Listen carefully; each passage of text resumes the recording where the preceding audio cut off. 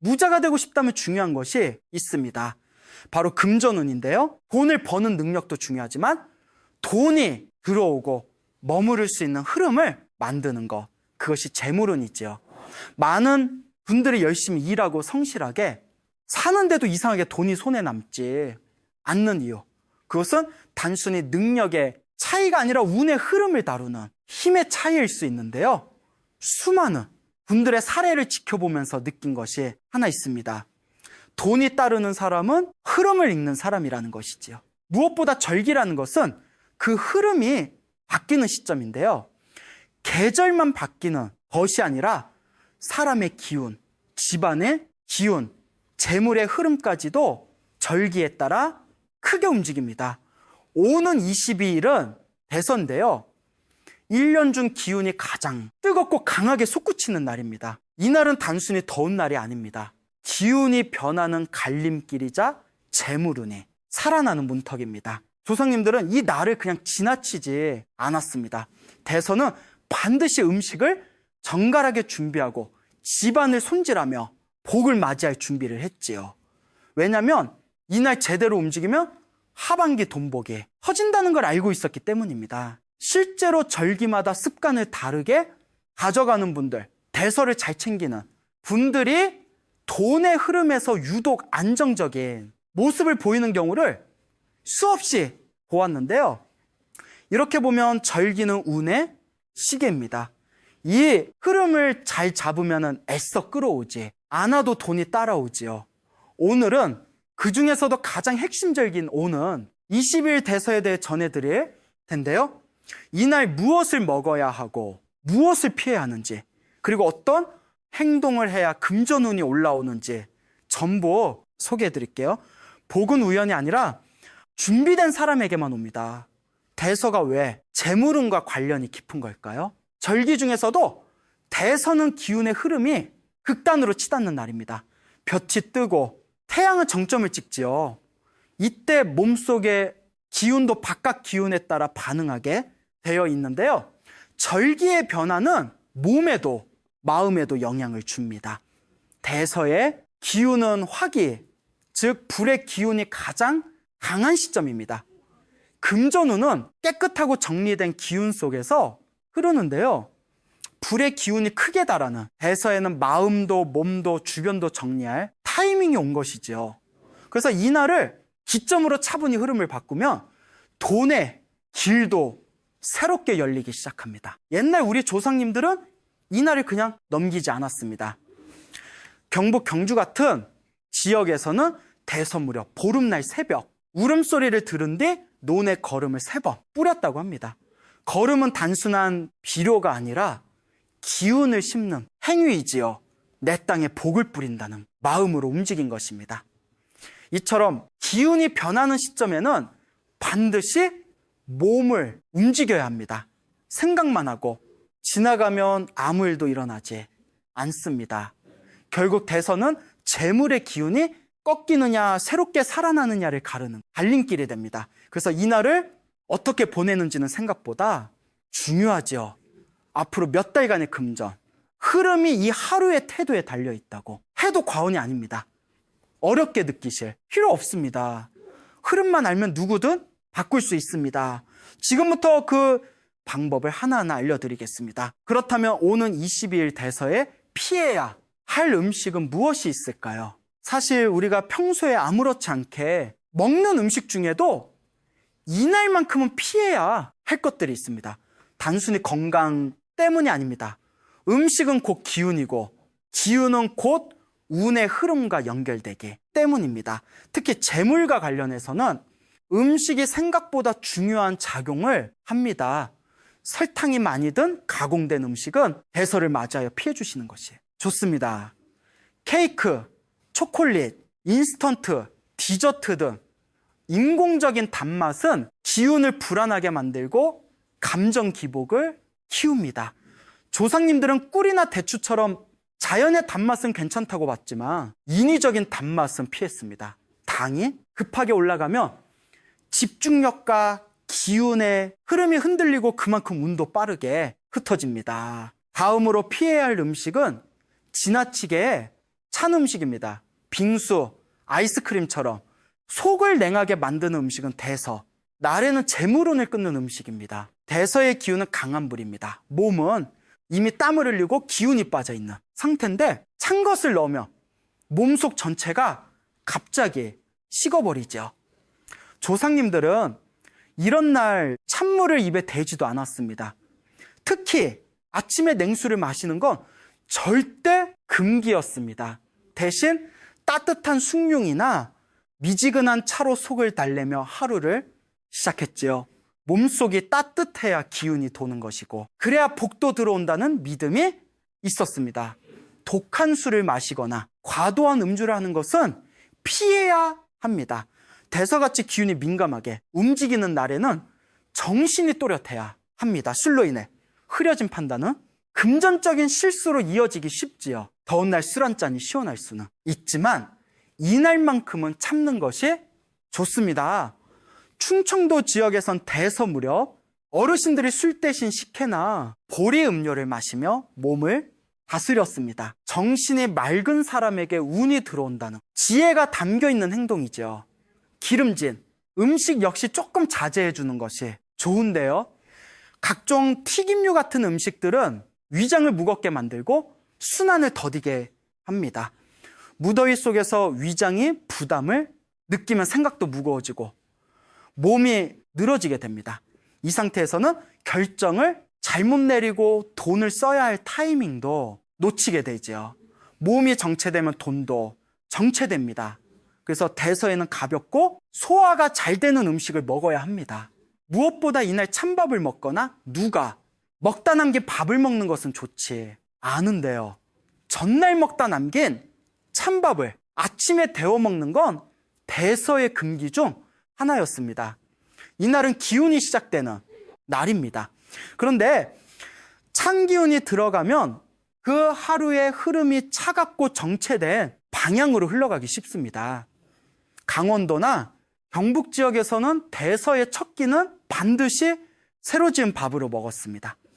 복이 들어오는 첫 길목을 깨끗하게 시작하자는 의미였지요. 이렇게 먹지 말아야. 음식만 자제해도 대서의 기운이 헛되이 새어나가지 않습니다. 여러분께서 이날 먹는 음식에 조금만 신경을 쓰신다면 몸도 편해지고 돈의 기운도 그만큼 안정적으로 따라붙게 됩니다. 어렵지 않습니다. 오늘만큼은 내가 어떤 기운을 먹고 있는가를 한번 의식해 보는 것으로 충분합니다. 대서에 피해야 할 음식을 살펴봤으니 이제는 이날 꼭 챙겨 드시면 좋은 음식들을 전해드릴게요. 개선은 무더위가 절정을 찍는 날이지만 그 안에는 아주 좋은 기운이 숨어 있습니다. 기운이 가장 강한 시기이기에 오히려 잘 다스리면 몸에도 마음에도 복이 들어오는 문이 열리는 날이 되는 것이지요. 그 문을 여는 가장 좋은 방법 중 하나가 바로 제철 음식, 그리고 복을 담는 음식입니다. 먼저 말씀드릴 음식은 민어탕입니다. 민어는 데서 지금 가장 맛이 깊어지는 생선인데요. 대서 민어는 약보다 낫다는 말이 괜히 나온 게 아닙니다. 예전 부잣집에선 대서나 삼복 무렵에 민어찜이나 민어탕을 해 먹으며 기운을 고르고 복을 붙잡는 음식으로 여겼습니다. 고기보다도 더 부드럽고 소화도 잘 되기 때문에 여름철 몸이 지쳐있을 때 딱 좋은 음식입니다. 그 다음은 밥에 열무김치를 올려 먹는 것인데요. 이건 아주 소박한 한 끼처럼 보이지만 기운적으로 보면 꽤 의미가 깊습니다. 예로부터 풍요를 상징했던 흰쌀밥과 차가운 듯 하면서도 순환을 도와주는 작용이 있는 열무는 무더위 속에서 맺혔던 기운을 풀어주는 음식, 조합입니다. 특히 대서 같은 날에는 무겁고 복잡한 음식보다 이렇게 가볍고 흐름을 도와주는 음식이 금전운에도 긍정적인 영향을 줍니다. 몸이 가벼워야 생각도 가벼워지고 가벼워야 돈이 들어올 자리도 생깁니다. 다음으로 복날에 많이 먹는 삼계탕 역시 이날 먹어도 괜찮습니다. 이미 많이들 드시지만 삼계탕을 대서에 챙겨 드시는 이유는 단지 영양 보충 때문만은 아닙니다. 인삼, 마늘, 찹쌀, 대추 이런 재료들은 하나하나가 다 기운을 북돋아 주는 힘을 가지고 있고, 조상님들은 이걸 통해 몸속의 흐름을 따뜻하게 열어주는 것이라 여겼습니다. 실제로 절기에는 따뜻한 기운을 몸 안에 채워넣는 게 중요한데, 삼계탕은 그 역할을 제대로 해주는 음식이죠. 몸이 따뜻해야 기운이 움직이고, 기운이 움직여야 돈도 함께 들어옵니다. 또 하나 추천드리고 싶은 게 팥음식인데요. 팥은 예로부터 귀신이나 나쁜 기운을 쫓는 재료로 쓰였고, 절기 때 팥죽이나 팥떡을 나눠 먹는 전통이 내려왔습니다. 굳이 정식으로 팥죽을 만들지 않으셔도 괜찮습니다. 집에 있는 팥을 삶아서 밥에 살짝 섞어 드시거나 팥이 들어간 음식이라도 이날 의도하고 드셔보시면 좋습니다. 그리고 이 시기엔 과일도 무시할 수 없습니다. 대표적으로 수박과 복숭아입니다. 수박은 더운 기운을 식히는 데 좋기도 하지만 조상님들은 수박 껍질을 함부로 버리지 않았습니다. 제주도나 일부, 남부 지역에서는 수박 껍질을 마당이나 논두렁에 던지며 복이 들어오게 해달라고 빌었다고 합니다. 수박 껍질을 버리는 게 아니라 뿌린다는 개념이었던 것이죠. 복숭아는 말 그대로 복이 오는 상징입니다. 복숭아 나무는 애군을 막고 복을 부르는 나무로 여겨졌고, 그 과일을 먹는 것도 기운을 부르는 하나의 방법이었습니다. 이날은 더위로 인해 몸이 힘들 수 있는 날이지만 그 안에서 기운을 잘 다스리면 마음도 편해지고 운도 좋아집니다. 무엇을 먹느냐는 단순한 입맛의 문제가 아니라 어떤 기운을 나에게 드리느냐의 문제입니다. 이날 하루만큼은 내 몸이 복을 담는 그릇이라고 생각하고 따뜻하고 정갈한 음식으로 가득 채워보시게 권해드립니다. 그것이 바로 돈의 기운과 가까워지는 길입니다. 이번에는 대서에 꼭 피해야 하는 행동들에 대해 전해드릴게요. 아무리 좋은 음식을 먹고 몸을 챙겨도 그날의 기운에 맞지 않는 행동을 하며 흐름이 끊기고 복이 들어오지 않습니다. 사소해 보여도 실제로 운을 막는 행동들이 분명히 있습니다. 대서 같은 절기에는 특히 조심해야 할 것들이 있죠. 가장 먼저 피해야 할 것은 중요한 계약이나 큰 결정입니다. 대서는 기운이 불처럼 강하게 치솟는 날입니다. 이런 날에는 마음도 쉽게 들뜨고 판단이 평소처럼 차분하지 않게 됩니다. 그래서 오늘 안에 꼭 해야 할 일이라면 몰라도 시간이 된다면 하루 이틀 정도 미루는 것이 낫습니다. 조금만 마음이 급해지면 실수가 따르고, 그 실수는 결국 금전적인 손해로 이어질 수 있습니다. 다음으로 늦잠을 자는 것도 좋지 않습니다. 물론 더운 날이니 좀 늦게 일어나고 싶은 마음이 드실 수 있지만 대서만큼은 꼭 아침을 먼저 여는 것이 좋습니다. 조상님들은 이 날을 그냥 흘려보내지 않았습니다. 아침해를 보고 논의 물을 확인하고 마당을 정리하면서 하루를 시작했습니다. 그건 단순히 생활, 습관이 아니라 복을 맞이하는 준비, 의식이었던 것이죠. 아침을 제대로 열어야 복이 들어오는 길이 열린다고 믿었습니다. 늦게 일어나게 되면 몸이 무겁고 하루의 흐름이 끊기는 느낌을 받게 됩니다. 그러니 가능하다면 일찍 일어나시고 창문을 열어 햇빛을 잠시라도 얼굴에 닿게 해보세요. 그 몇 분의 햇살이 하루의 기운을 여는 열쇠가 됩니다. 물을 한 잔 마시면서 오늘 하루 복이 나에게 들어온다 하고 가볍게 말해보시는 것도 좋습니다. 이런 말은 습관처럼 할수록 기운을 붙잡는 데 도움이 됩니다. 대서 같은 날에는 몸이 깨어나는 순간부터 기운이 들어오게 되어 있다는 걸 기억 두시면 좋겠습니다. 말다툼이나 짜증을 내는 것도 이날은 피해야 하는데요. 불의 기운이 강한 날에는 사소한 감정도 쉽게 부풀고 번지기 쉽습니다. 조금만 부딪혀도 불꽃이 튀고 그 불꽃이 며칠씩 가는 경우도 있습니다. 그런데 이날 생긴 갈등은 단순한 말싸움에 그치지 않고 기운을 깨트리는 작용을 합니다.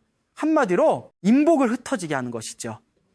특히 대서처럼 절기의 경계에 있는 날에는 말 한마디에도 복이 붙을 수 있고 반대로 복이 떠날 수도 있습니다. 그러니 이날은 가급적이면 마음을 차분히 가라앉히고 부드럽게 하루를 보내는 것이 좋습니다.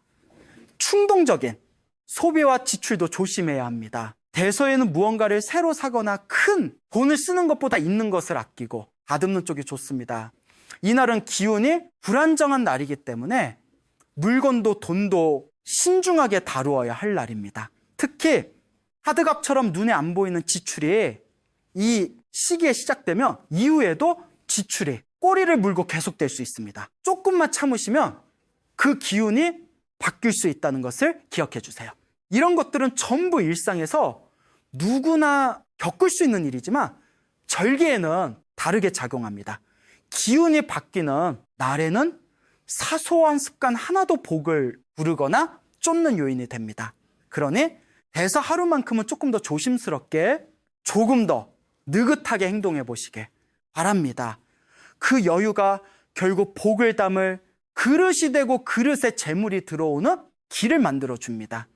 그렇다면 실제로 금전운이 좋아지는 사람들의 습관이 어떤 것인지 궁금하신가요? 이제 대서에 반드시 실천하면 좋은 행동들, 즉 재물운을 부르는 구체적인 방법들에 대해 전해드릴게요. 가장 먼저 지갑 정리입니다. 많은 분들이 지갑에 영수증이며 낡은 카드며 쓰지 않는 포인트 카드까지 그대로 넣고 다니십니다. 그건 마치 막힌 하수구를 그대로 둔 채 물이 들어오길 바라는 것과 같습니다. 돈은 흐름이지요. 흐름을 만들려면 공간을 비워야 하고 그 비움의 시작이 바로 지갑입니다. 대서에는 꼭 지갑을 한번 열어보시고 정리해 보시길 바랍니다. 쓰지 않는 것들을 과감히 빼내고 현금만 장이라도 정성껏 정리해 넣어보세요. 그 한 장이 오늘부터 들어올 돈의 상징이 됩니다. 집을 정리하는 거 역시 금전을 키우는 데 좋은데요. 이날 우리 조상님들은 집안을 정리하셨지요. 대서를 맞이하여 현관 신발을 가지러니 놓고 바닥을 닦아보세요. 복은 가장 먼저 현관을 통해 들어옵니다. 복이 들어오는 길이 막혀 있으면 아무리 좋은 기운도 머물 수 없다는 것을 기억해 주세요. 다음으로 복조리를 거는 경우도 있는데요. 이날 거는 복조리는 단순한 장식이 아닙니다. 곡식을 담는 그릇이자 복을 담는 상징으로 예로부터 대문이나 부엌, 입구에 걸어두었습니다. 왜 하필 대서에 복조리를 걸었을까요? 이날은 기운이 바뀌는 날이고 돈의 흐름이 열리는 시작점이기 때문입니다. 복조리를 거는 것은 이 집은 복을 맞을 준비가 되어 있다는 선언과도 같습니다. 가능하다면 대서날 아침 직접 복조리를 걸면서 오늘 하루는 복을 담는 날로 정하시는 걸 추천드립니다. 한 가지 더, 깨끗한 물을 컵에 담아 동쪽이나 부엌 구석에 두는 것도 좋습니다. 물은 금에 기운을 일으키는 매개체입니다. 흐르는 물은 재물을 불러들이는 도구로 예로부터 풍수에서 자주 사용되었지요. 특히 유리그릇에 담긴 맑은 물은 시각적으로도 마음을 차분하게 만들고 기운이 어지러운 공간의 흐름을 정리하는 데도 큰 도움이 됩니다. 그런가 하면 수박 껍질을 던지며 복을 비는 신기한 풍습도 있었는데요. 제주도나 전라도 일부 지역에선 대서 무렵 수박을 먹고 그 껍질을 마당이나 밭둑에 던지며 복 들어오게 해 주소서 하고 말했습니다. 수박 껍질은 단순한 음식 쓰레기가 아니라 복을 심는 씨앗처럼 여겨졌던 것이죠. 지금은 아파트에 사시는 분들도 많아. 실제로는 던지기 어렵겠지만 수박 껍질을 조용히 정리하면서 마음속으로 소원을 담아 보는 것도 의미 있는 실천입니다. 이런 실천들은 크지 않아도 좋습니다. 하지만 마음을 담고 행동으로 옮기는 순간 그 작은 행동이 돈복을 맞이하는 그릇이 됩니다. 대서 하루 동안 금전운이 흘러 들어올 수 있도록 내 마음과 내 공간을 정리해 보시기 바랍니다. 그것이 결국 돈의 흐름을 만드는 준비가 됩니다. 대서는 기운의 정점에 서 있는 날입니다. 더운 날이라고 그냥 넘겨버릴 수 있는 하루지만 그 안을 들여다보면 우리 조상님들은 이 날을 절대로 가볍게 대하지 않았지요. 아침 해를 보고 밭에 거름을 뿌리고 복조리를 걸고 정성껏 음식을 차리며 하루를 맞이했습니다. 그것은 단순한 관습이 아니라 마음을 다잡고 복을 불러들이는 하나의 방식이었지요. 지금 시대에 사는 우리에게도 이날 하루는 특별한 기회가 될 수 있습니다. 내가 가진 것을 더 잘 쓰고 새로운 복이 들어올 자리를 만들어두는 시간, 마음을 정리하고 공간을 비우고 나 자신에게 좋은 운이 들어올 수 있도록 몸과 마음의 틀을 바꾸는 날입니다. 항상 여러분의 풍요를 응원합니다. 방금 전까지는 또 다른 이야기였습니다. 그리고 지금부터는 완전히 새로운 주제로 넘어가 보겠습니다. 평생을 일했습니다. 새벽에 눈을 뜨고 밤늦게야 집에 돌아왔습니다. 밥도 제대로 못 먹고 쉬는 날도 반납하며 살았습니다. 그런데도 통장 잔고는 늘 제자리입니다. 빚은 줄지 않고 자식 학비는 밀려오고 노후는 아득하기만 합니다. 이것이 당신만의 이야기가 아님을 저는 압니다. 수많은 분들이 같은 고통 속에 살고 있습니다. 그렇다면 묻겠습니다. 당신은 정말 충분히 노력하지 않아서 가난한 것입니까? 아닙니다. 저는 단호하게 말씀드립니다. 문제는 노력의 양이 아닙니다. 문제는 당신의 집안에 있는 보이지 않는 곳입니다. 아무리 물을 퍼담아도 밑이 뚫린 항아리는 채워지지 않습니다. 지금 이 순간에도 당신의 재물 기운은 조용히 그러나 끊임없이 빠져나가고 있습니다. 성철 스님께서는 이런 말씀을 남기셨습니다. 마음이 머무는 공간이 곧 그 사람의 운명이다. 저는 스님의 가르침을 수십 년간 되새기며 수많은 가정의 기운 흐름을 관찰해 왔습니다. 그 오랜 시간 동안 제가 깨달은 한 가지 진실이 있습니다. 돈이 들어오지 않는 집에는 반드시 공통된 문제가 있다는 것입니다. 그리고 그 문제의 근원은 대부분의 사람들이 전혀 신경 쓰지 않는 단한 곳에서 시작됩니다. 바로 화장실입니다.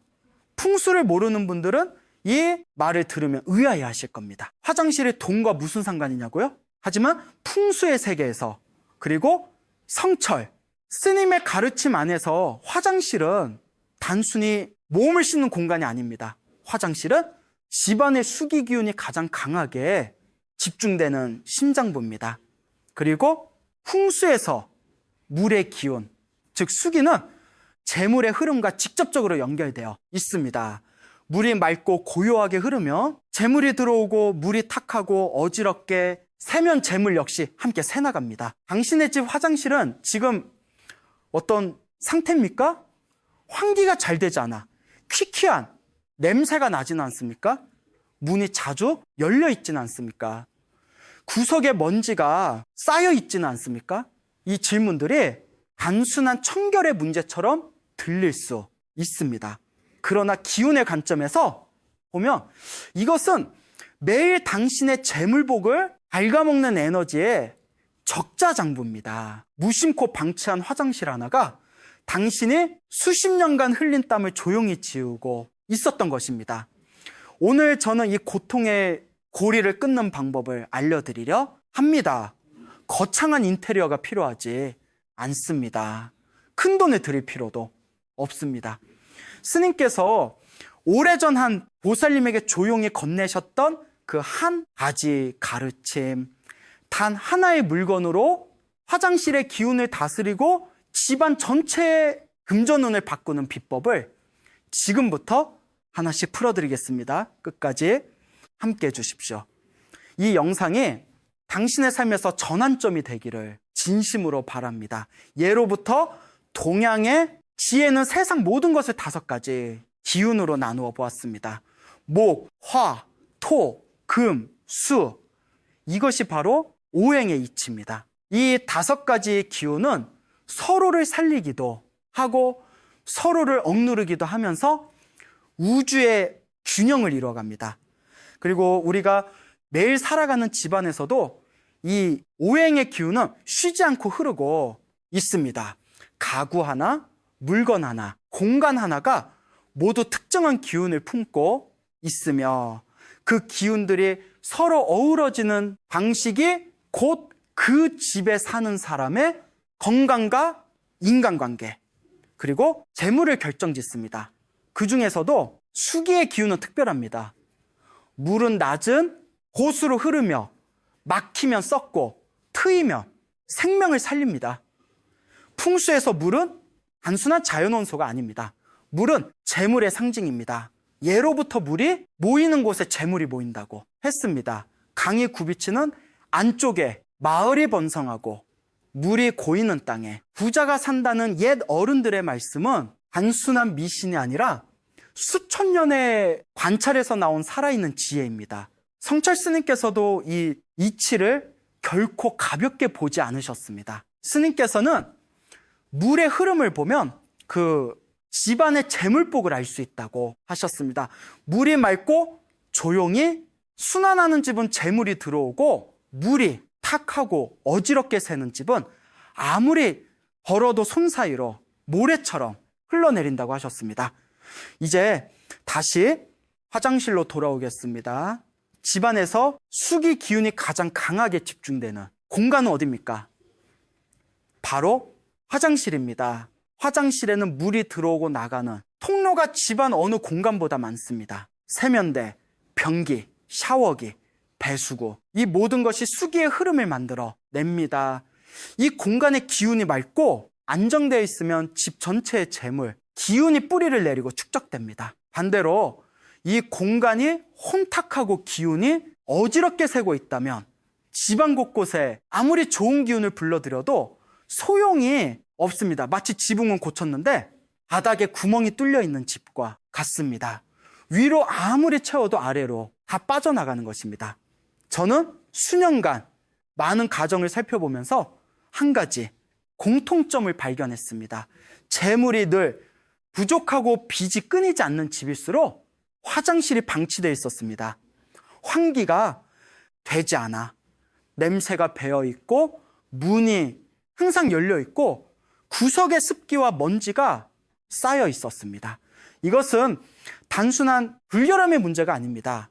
탁한 기운이 통제되지 못하고 집안 곳곳으로 흘러들어가 다른 기운들을 무너뜨리고 있는 것입니다. 그 보이지 않는 혼란이 가족의 재물을 서서히 그러나 확실하게 갉아먹습니다. 성철 스님의 가르침은 언제나 복잡하지 않았습니다. 스님께서는 항상 말씀하셨습니다. 진리는 가까운 곳에 있다. 멀리서 찾지 말라. 재물을 바꾸기 위해 산으로 올라갈 필요가 없습니다. 값싼 부적을 구할 필요도 없습니다. 당신의 집안에서 매일 드나드는 그 화장실 하나를 다스리는 것에서 모든 것이 시작됩니다. 수기를 바로잡으면 재물의 흐름이 바로잡힙니다. 이것이 풍수의 근본 이치이며 스님께서 평생 강조하신 공간이 곧 운명이다라는 가르침의 뜻입니다. 제가 오늘 이 이야기를 전하는 것은 단순히 이론을 전하기 위함이 아닙니다. 저는 오늘 한 분의 이야기를 여러분께 전하고 싶습니다. 성철 스님의 가르침이 실제 한 사람의 인생을 어떻게 바꾸었는지 그 생생한 이야기를 들어주십시오. 이 이야기는 먼 나라의 신화가 아닙니다. 우리 주변 어디에서나 만날 수 있는 평범한 한 여인의 이야기입니다. 경상도의 작은 마을에 살던 60대 초반의 보살님이 있었습니다. 젊은 시절 남편과 함께 작은 식당을 운영하셨는데 사업이 기울면서 빚이 쌓이기 시작했습니다. 남편은 일찍 세상을 떠났고 남은 빚은 오롯이 이분 혼자의 어깨 위에 남았습니다. 자식들을 키우면서 빚을 갚고 몸이 부서져라 이랬지만 수십 년이 흘러도 형편은 나아지지 않았습니다. 새로운 빚으로 오래된 빚을 막는 생활이 반복되었고 어느 순간부터는 숫자조차 세는 것을 포기하셨다고 했습니다. 그저 하루하루 버티는 것이 삶의 전부가 된 것입니다. 이분이 스님을 찾아온 것은 어느 늦가을이었습니다. 말씀을 꺼내기도 전에 눈물부터 흘리셨다고 합니다. 평생 성실하게 살았는데 왜 이렇게 가난한지 모르겠다고, 내가 전생에 무슨 죄를 지었기에 이토록 고된 삶을 살아야 하냐고 하셨습니다. 스님께서는 그 말을 조용히 다 들으신 후 아무런 꾸짖음 없이 딱 한 가지를 여쭤보셨습니다. 보살, 집 화장실이 어떻게 생겼어? 뜬금없는 질문에 보살님은 잠시 멍하셨다고 합니다. 그리고 천천히 대답하셨습니다. 오래된 집이라 화장실이 좁고 어둡고 문도 낡아서 잘 닫히지 않아. 늘 열어둔다고요. 냄새도 나는 것 같아 방향제를 두기는 했는데 스님께서는 잠시 눈을 감으셨다가 조용히 말씀하셨습니다. 재물이 새는 근원이 거기 있어. 돈이 들어올 틈이 없는 것이 아니라 들어오는 족족 거기서 빠져나가고 있는 것이요. 그리고 스님께서는 딱 한 가지를 당부하셨습니다. 흰 도자기 그릇에 굵은 소금 한 줌을 담아 화장실 구석에 놓아라. 한 달에 한 번 소금을 갈아주고 화장실 문은 반드시 닫아두어라. 그것뿐이었습니다. 보살님은 반신반의하셨다고 합니다. 이렇게 단순한 것으로 수십 년 묵은 가난이 바뀔 수 있을까 싶으셨다고요. 그러나 달리 방법이 없었기에 집에 돌아가는 길에 슈퍼마켓에 들러 굵은 소금 한 봉지와 작은 흰 그릇을 사셨습니다. 첫 달은 별다른 변화가 없었습니다.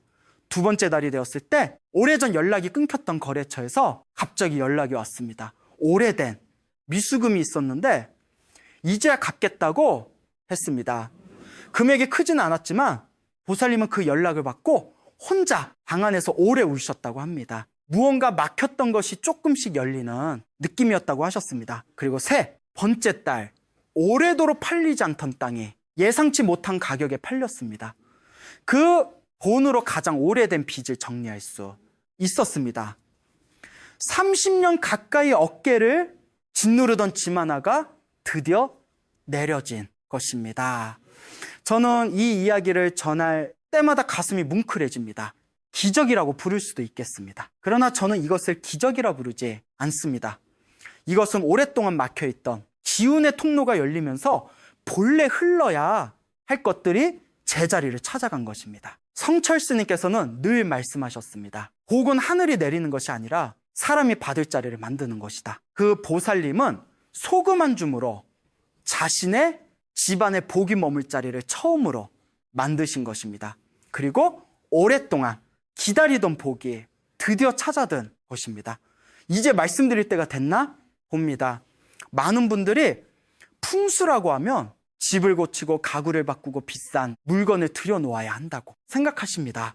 그러나 성철 스님의 가르침은 언제나 그 반대편을 가리키고 있었습니다.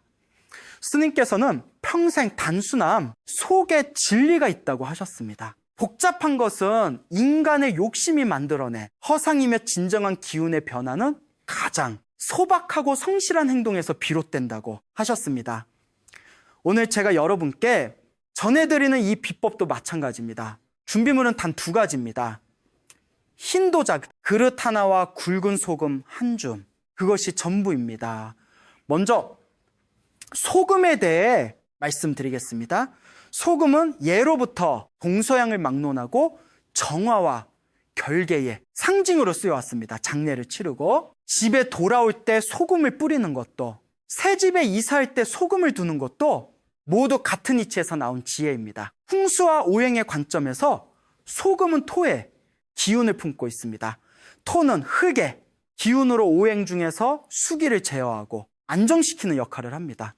화장실에 넘치는 수기가 집안 곳곳으로 흘러 재물 기운을 흩트리는 것을 소금의 토, 기운이 조용히 붙잡아주는 것입니다. 또한 소금은 공기 중에 잡기와 음기를 흡수하는 성질이 있습니다. 눈에 보이지 않는 탁한 에너지들이 소금 속으로 빨려 들어가면서 화장실 전체 기운이 맑아지기 시작합니다. 이것은 단순한 믿음이 아니라 수천 년의 생활 속에서 검증되어 온 살아있는 지혜입니다.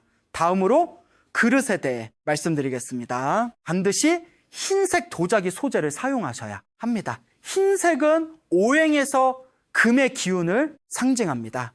금의 기운은 기운을 수렴하고 모으는 성질이 있어 소금이 흡수한 잡기가 밖으로 다시 퍼져 나가지 않도록 단단히 가두어주는 역할을 합니다. 또한 도자기는 자연에서 온 흙을 구워 만든 것으로 그 자체가 토의 기운을 머금고 있습니다. 플라스틱이나 금속 재질의 그릇은 이 역할을 제대로 할 수 없습니다. 화학적으로 가공된 소재는 자연의 기운을 담지 못하며 오히려 기운의 흐름을 방해할 수 있습니다. 그릇의 크기는 지나치게 크지 않아도 됩니다. 손바닥 위에 올려놓을 수 있는 아담한 크기면 충분합니다. 화려한 문양이나 색깔이 들어간 그릇은 피하십시오. 오직 순백의 단순한 도자기 그릇이어야 합니다. 이제 위치에 대해 말씀드리겠습니다. 이 부분이 가장 중요합니다. 그릇을 두는 위치가 잘못되면 효과가 절반으로 줄어들 수 있습니다. 성철. 스님께서 권하신 위치는 화장실 문, 안쪽 변기 맞은편 하단 구석입니다. 구체적으로 말씀드리면 화장실 문을 열었을 때 정면이나 측면에 변기가 있다면 그 반대편 바닥 모서리 부분에 조용히 놓아두시면 됩니다. 눈에 띄지 않는 자리, 발에 걸리지 않는 자리. 그러나 기운이 가장 많이 머무는 자리입니다. 그릇은 바닥에 직접 놓으시되 천이나 받침대 위에 올려두시면 더욱 좋습니다. 이렇게 하면 바닥의 냉기가 그릇으로 전해지는 것을 막고 소금이 습기를 지나치게 빨리 흡수하는 것도 방지할 수 있습니다. 소금을 교체하는 시기에 대해서도 반드시 말씀드려야 합니다. 한 달에 한 번 정해진 날에 소금을 새 것으로 갈아주십시오. 오래된 소금은 이미 잡기를 가득 흡수한 상태이기 때문에 그대로 두면 오히려 탁한 에너지의 저장고가 되어 버립니다. 한 달이 지난 소금은 변기에 흘려보내거나 집 밖에 묻어 주십시오. 절대 음식에 사용하거나 다시 쓰지 마십시오. 새 소금을 담을 때는 단순히 붓는 것에 그치지 마시고 잠깐 두 손을 모아 마음속으로 감사한 마음을 담아 주십시오. 이 작은 정성이 소금에 좋은 기운을 불어넣어 그 효과를 더욱 깊게 만들어 줍니다. 스님께서는 물건에도 마음이 스민다고 하셨습니다. 정성 없이 두는 소금과 감사함으로 두는 소금은 품고 있는 기운이 다릅니다. 마지막으로 한 가지를 당부드립니다. 이 방법을 실천하기로 결심하셨다면 오늘 바로 시작하십시오. 내일로 미루지 마십시오. 풍수에서 가장 나쁜 것은 잘못된 배치가 아닙니다. 알면서도 행동하지 않는 것, 그것이 가장 강한 막힘입니다. 소금 한 줌 흰 그릇 하나, 이것이 당신의 화장실을, 당신의 집을, 그리고 당신의 재물운을 바꾸는 첫 번째 열쇠입니다. 좋은 씨앗을 심었다고 해서 반드시 풍성한 열매를 거두는 것은 아닙니다. 씨앗을 심은 뒤에도 잡초를 뽑고 물을 주고 해로운 것들로부터 지켜야 합니다. 풍수도 마찬가지입니다. 소금, 그릇을 두는 것만으로 끝이 아닙니다. 그 좋은 기운이 뿌리 내리고 자라날 수 있도록 동시에 반드시 없애야 할 것들이 있습니다. 성철 스님께서는 늘 말씀하셨습니다. 쌓는 것보다 세지 않게 하는 것이 먼저다. 오늘은 화장실 풍수에서 절대로 해서는 안 되는 세 가지 금기를 말씀드리겠습니다. 이 세 가지 중 하나라도 지키지 않으신다면 소금 그릇의 효과는 절반도 나타나지 않을 수 있습니다. 부디 끝까지 귀 기울여 주십시오. 첫 번째 금기는 화장실 문을 열어두는 것입니다. 많은 분들이 환기가 잘 되라고 혹은 습관적으로 화장실 문을 열어 두십니다. 그러나 이것은 풍수에서 가장 위험한 행동 중 하나입니다. 화장실은 수기가 집중된 공간이라고 말씀드렸습니다. 문이 열려 있다는 것은 그 강한 수기가 거침없이 집안 전체로 흘러 들어간다는 것을 의미합니다. 수기가 거실로, 부엌으로, 침실로 번지면 각 공간이 품고 있는 고유한 기운들이 흐트러집니다. 특히 부엌과 화장실의 문이 서로 마주보고 있는 구조라면 더 위험합니다. 부엌은 화와 토의 기운이 중심을 이루는 공간으로 가족의 건강과 재물을 주관하는데 화장실의 수기가 이곳으로 흘러 들어오면 기운이 충돌하며 재물복이 급격히 약해집니다. 화장실, 문을 사용하지 않을 때 반드시 닫아두십시오. 환기가 걱정되신다면 창문을 활용하시거나 소형 환풍기를 사용하시면 됩니다. 문을 닫는 이 단순한 습관 하나가 집안의 기운, 지도를 완전히 바꿔놓습니다. 두 번째, 금기는 빨간색이나 검은색이 들어간 그릇을 사용하는 것입니다. 앞서 말씀드렸듯이 소금을 담는 그릇은 반드시 순백의 도자기여야 합니다. 근데 간혹 예쁜 디자인이나 손에 잡히는 것이 마땅치 않다는 이유로 다른 색깔의 그릇을 사용하시는 분들이 계십니다. 특히 빨간색과 검은색은 절대 피하셔야 합니다. 오행에서 빨간색은 화 기운을 상징합니다. 화의 기운은 수기와 정면으로 충돌하는 기운입니다. 소금의 토 기운이 수기를 안정시키려 하는데 그릇의 화기가 그 안정을 방해하며 오히려 기운을 더 혼란스럽게 만들어 버립니다. 검은색은 오행에서 수의 색입니다. 검은 그릇을 사용하면 이미 강한 수기의 수기를 더 얻는 격이 대여새는 재물 기운을 맡기는커녕 더욱 가속화시킬 수 있습니다. 순백의 그릇을 구하기 어려우시다면 연한 크림색이나 옅은 회색 계열도 무방합니다. 그러나 진한 색상, 특히 붉고 어두운 계열은 반드시 피하시기 바랍니다. 세 번째, 금기는 소금을 2달 이상 교체하지 않는 것입니다. 이것은 단순한 위생의 문제가 아닙니다. 소금은 공기 중에 잡기와 음기를 끊임없이 흡수합니다. 한 달이 지나면 소금은 이미 상당한 양의 탁한 에너지를 품은 상태가 됩니다.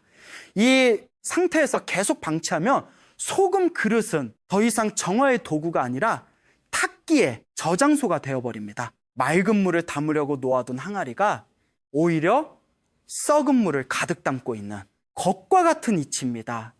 그 탁기가 다시 공간으로 퍼져나가기 시작하면 아무것도 두지 않은 것보다 더 나쁜 상황이 됩니다. 성철 스님께서는 이를 두고 정성 없는 수행은 독이 된다고 하셨습니다. 좋은 의도로 시작한 일도 관리하지 않으면 오히려 해가 된다는 말씀입니다. 달력에 날짜를 표시해 두십시오. 매달 같은 날, 예를 들어 초하루나 보름처럼 기억하기 쉬운 날을 정해 두시고 반드시 소금을 교체해 주십시오. 이 작은 약속이 쌓이면 그것 자체가 성실함의 기운이 되어 집안 전체에 퍼집니다. 이 세 가지를 지키는 것은 어렵지 않습니다. 문을 닫고 흰 그릇을 쓰고 한 달에 한 번 소금을 갈아주는 것, 이 세 가지만 지켜도 당신의 화장실은 재물이 새는 구멍에서 재물을 지키는 수호 공간으로 완전히 바뀝니다. 성철 스님께서는 금기를 지키는 것이 곧 자신을 지키는 것이라고 하셨습니다. 내 공간을 소중히 여기는 마음, 그것이 곧 내 삶을 소중히 여기는 마음과 다르지 않습니다. 오늘부터 이 세 가지를 삶의 작은 규칙으로 삼아 주십시오. 규칙이 쌓이면 품격이 되고 품격이 쌓이는 복이 됩니다. 여기까지 말씀을 드리고 나면 어떤 분들은요, 이런 생각을 하실 수도 있습니다. 소금 그릇 하나로 정말 인생이 바뀔 수 있을까?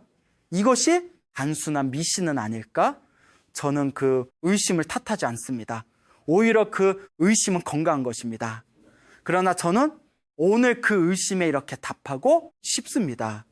소금 그릇 하나가 인생을 바꾸는 것이 아닙니다. 소금 그릇을 두기로 결심한 그 마음이 인생을 바꾸는 것입니다.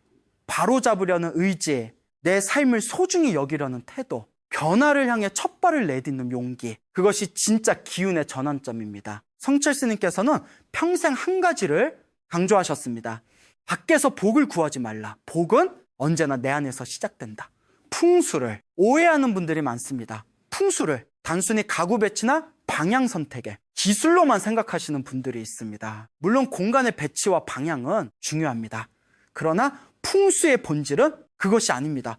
풍수의 가장 깊은 뿌리는 사람과 공간에 관계 있습니다. 사람이 공간에 어떤 마음을 담느냐에 따라 그 공간이 품는 기운이 달라집니다.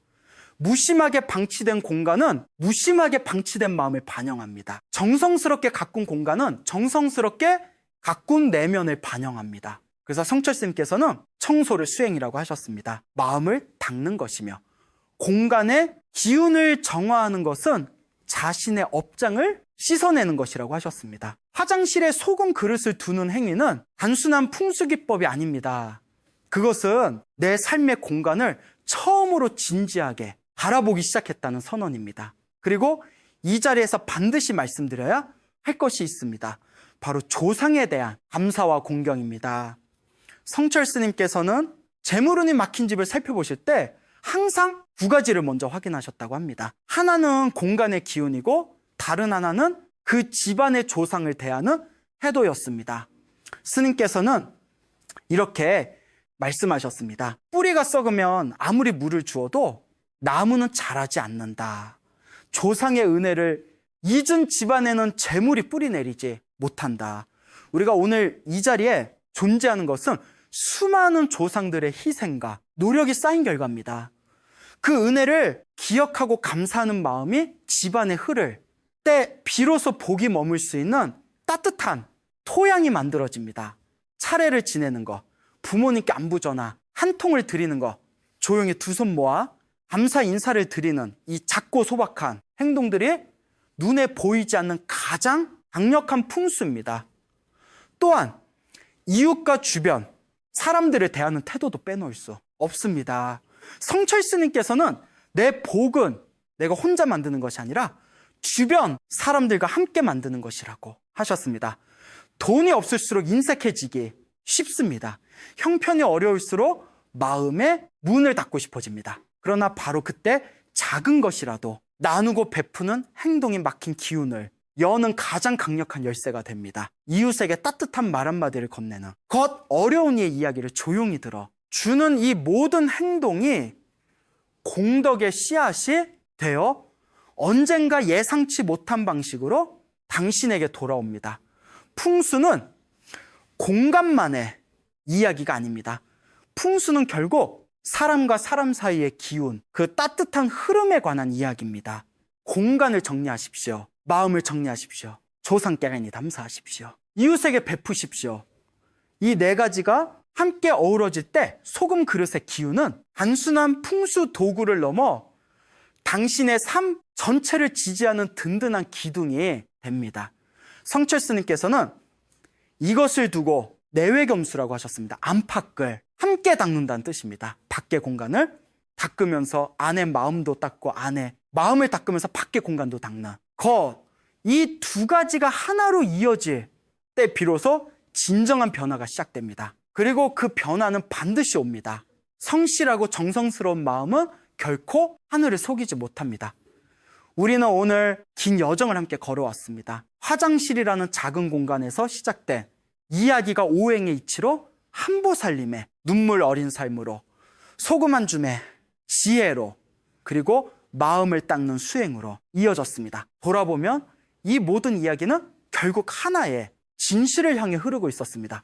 삶이 고단한 것은 당신이 부족해서가 아닙니다. 당신이 게을러서가 아닙니다. 다만 흘러야 할 기운이 막혀 있었을 뿐이고 머물러야 할 복이 머물 자리를 찾지 못하고 있었을 뿐입니다.